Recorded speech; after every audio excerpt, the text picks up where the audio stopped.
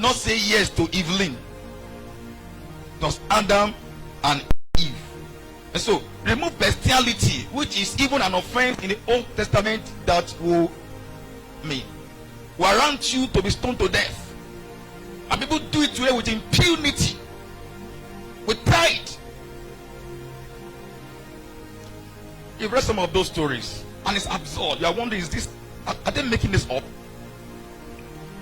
Homosexuality is a corruption, a confusion, a contamination of the purity that God established between man and woman. Verse 23, and Adam said, this is now bone of my bones and flesh of my flesh. How did he know? Adam operated with a knowing. When he saw her, everything inside him resonated. There was a connection. It was more than chemical. It was supernatural. He just had a knowing. She couldn't have come from anywhere. She's part of me. This woman is bone of my bone, flesh of my flesh. Therefore, I will call her woman. And you know that was the first name. And that was not all. Adam called that woman, woman. What you find there is compatibility. It is a compatibility that brought the essence of their connectivity. So they could have a completeness. And let me speak briefly about compatibility. You know, in her writing, a particular author, Understanding Relationships and the Compatibility Factors, her name is Gabrielle Appleberry. She defines compatibility in a relationship as the understanding between both partners with acceptance of each other's life philosophy and goals, as well as genuinely enjoying, not enduring, enjoying being around each other without feeling preoccupied and endlessly frustrated by what they feel must change within their partner. Your job is not to change the person to be like you. Your job is not even to change the person to what you think it should be. Discussions will go on, arrangements will go on.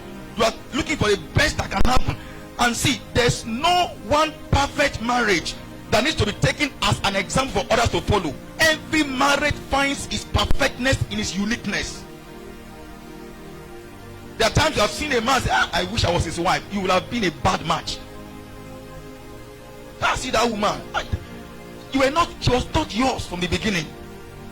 So compatibility is not an effort to try to force your partner to change to what you want him to be or her to be. That's an expert talking here. Because if you are trying to do that, you'll be frustrated. If the person is cooperating, you'll be admitted to want to change. The change will be coming. They'll be slow. But what if you meet a partner who is having a difficulty trying to say, okay, I know there's something to change? You just unnecessarily become so perturbed, you won't have a moment of joy. Because you want to change him. And you are not in that marriage to change the man. The ideal thing is that you are in the marriage to change. Be the change you want to see in the world. Many times, couples struggle and frustrate themselves and they fail eventually because all their struggle is to change the partner. That is not in your hand to do. You change. You'll be amazed how your change can provoke his change. They were compatible.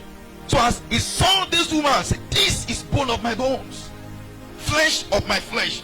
She shall be called a woman. So it's also that you will have to agree on several core factors despite your differences, and those factors will dictate how you're going to build your lives together. In a compatible healthy relationship, both partners will strive to meet each other's relational needs. It's a wrong marriage if this person is saying, this is who I am, this is how you met me. Go and ask my mother. Or the absurdity of someone saying, see, that was how my mother and father were. And I think I'm going to replicate that here. Lives, they can't change The most constant change and constant thing is like in life is change.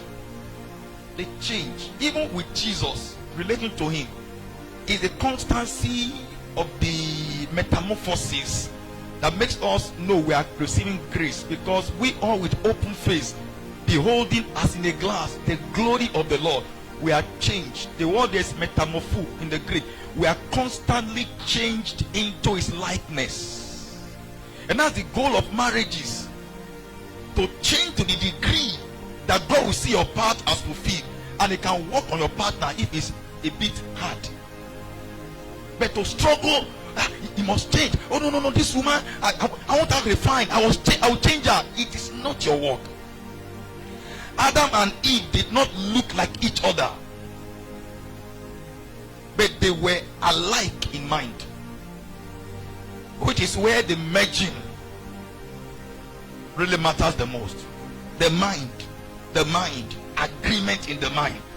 They were different outward, but they were coherent inwardly. The content they carried found resonation for each other. I'm sure you know we speak of chemistry. Chemistry is different from compatibility. Chemistry and compatibility are not necessarily coupled together in healthy relationships. It's possible that a union is filled with chemistry, which is initial, and then you find that they are missing some flags all along, because they see emotion is stronger than reason.